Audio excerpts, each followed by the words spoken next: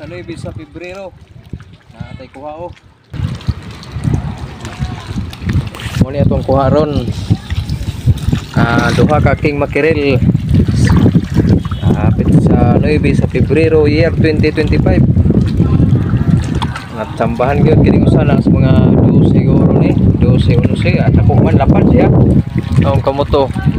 Kaduha o nagaong kamot. Lapad nga king mackerel gamay rin. Okay mga kabirinays, akong isa.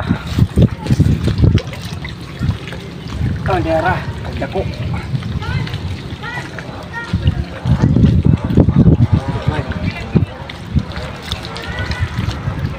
Okay. 4 ka oras.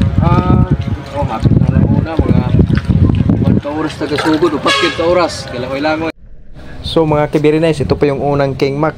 Yung kamera natin na pataas, di na pababa.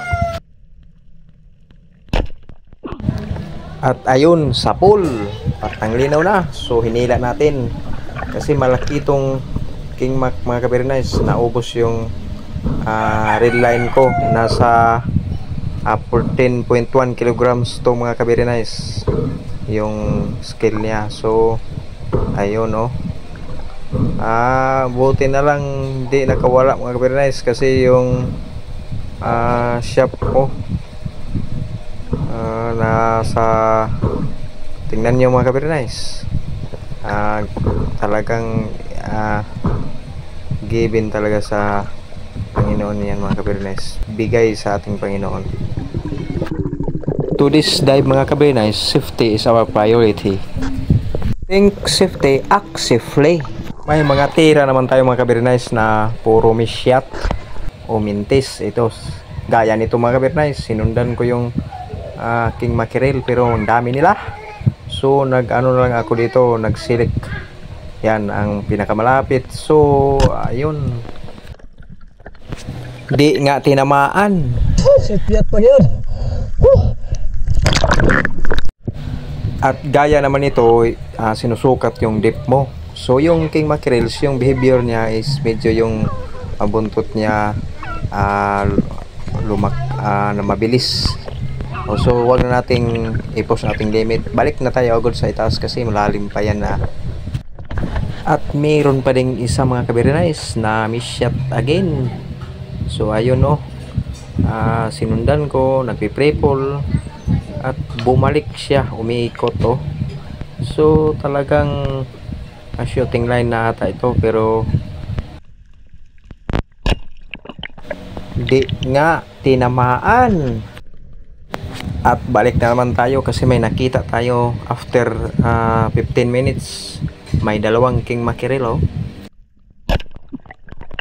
Pag binigay itong isda sa iyo mga kabirinays, easy lang ihahunt katulad nito.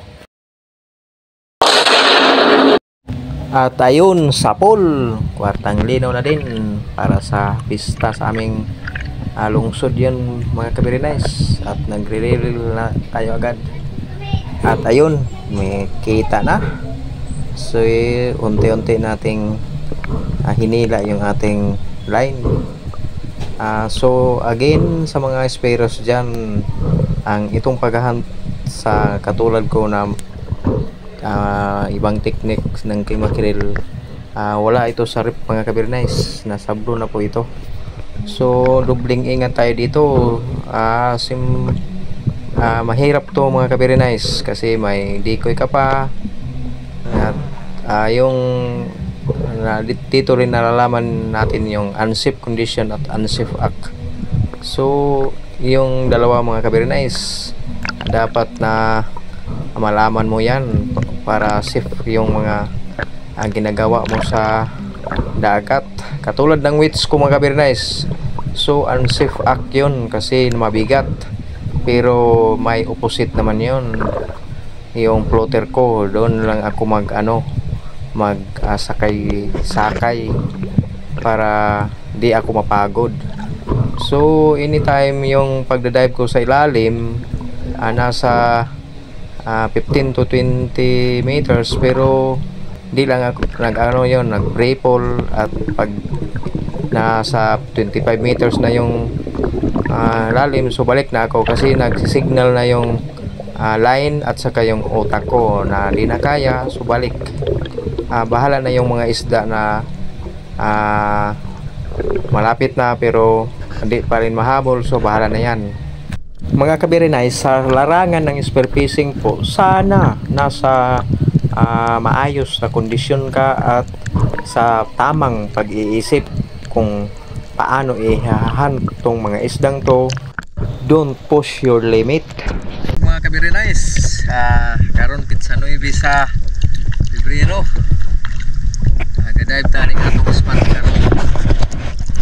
Kasulak ba nagduha or naka-timing, nagduha ka isda nga tangigi atong paborito ni kining usa na siguro ni sa mga 12 kilos, yung kining usa na sa mga size 5. Dara mga kabirinays, tanawan ninyo.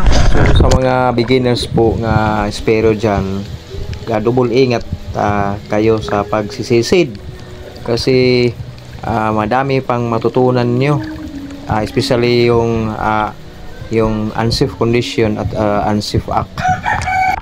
So sa madaling salita, it's all about safety.